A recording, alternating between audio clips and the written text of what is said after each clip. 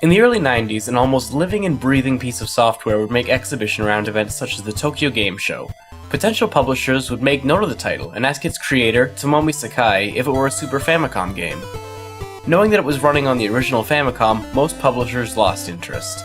In 1992, however, the game would see release by Sunsoft in Japan, and they would also publish it in '93 on the NES, but only in Scandinavia. As a result, it went largely unnoticed. As a student, Sakai always had a brain for code. Seeing how arcade games worked, rewarding skilled players with a further look into the game's world, he would apply that knowledge in the field of video games and design Gimmick, a game that pushes the player to adapt and in turn reveals more of its beauty. So, okay, what the hell is Gimmick?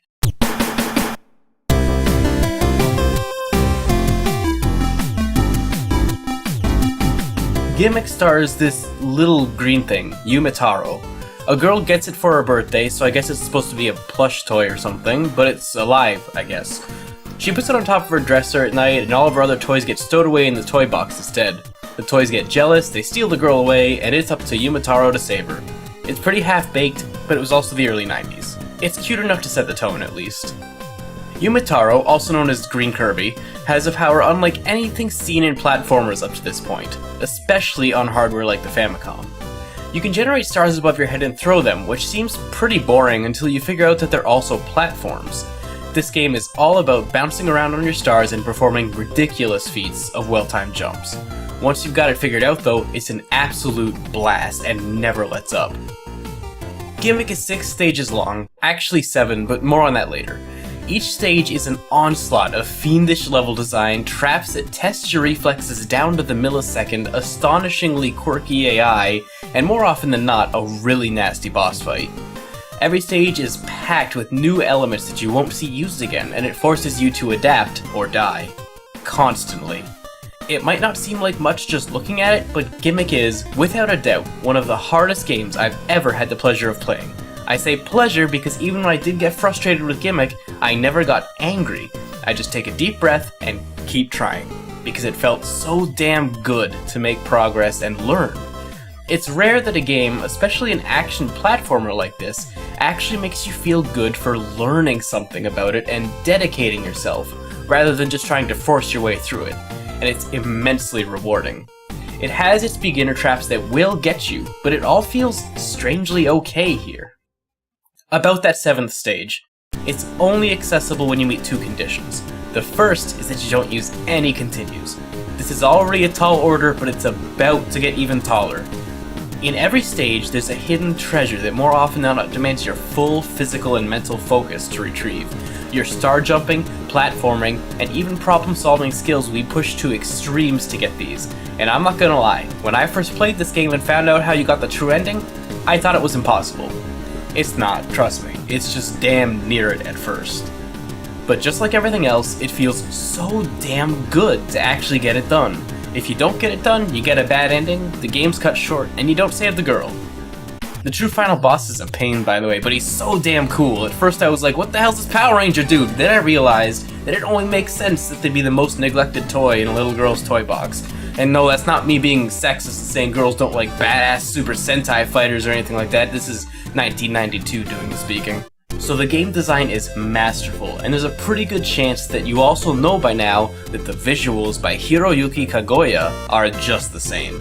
With clever optimization, this game is constantly swapping sprite banks in and out of memory to show you something new and exciting every step of the way. There are so many things in this game that don't have to be there, but they are. The birds in the background, the dog thing on the 6th stage that chases your stars, the enemy's extra ammunition stocks on the 5th stage, and so much more. It's hard to take in and enjoy the very convincing world that Gimmick builds, but that's where mastering the game comes in. Once you're able to play through it without a hitch, you'll want to keep coming back to it, if only to enjoy that brief trip through it. I mean, come on, it even says right on the title screen, Realistic Another World. Raw. They're all about this. On top of great game design and fantastic visuals, the game's soundtrack composed by Masashi Kageyama is... I'll let it do the talking.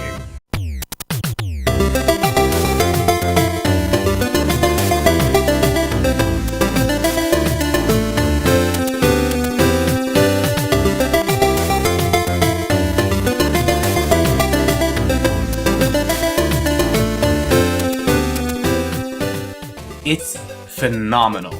Using an expansion chip that provides 3 extra channels of audio, that trademark Sunsoft sound is bigger and better than ever. The chip is only in the Famicom version of the game, so take note of that. Check the description for a link to a full soundtrack download recorded directly from the original hardware.